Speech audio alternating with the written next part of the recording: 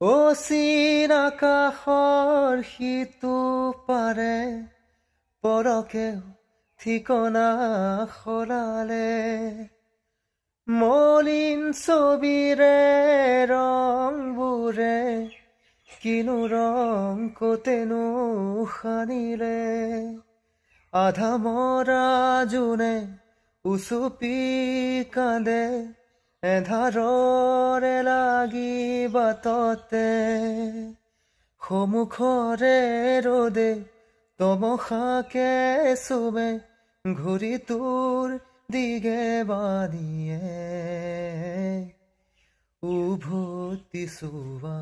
ধূলি উৰি বাটে, ধূলি হৈ হৈ উৰিব জীৱনী, উজুতি খোৱা উচুপনিবোৰে ছবি হৈ হৈ কবহি কাহিনী।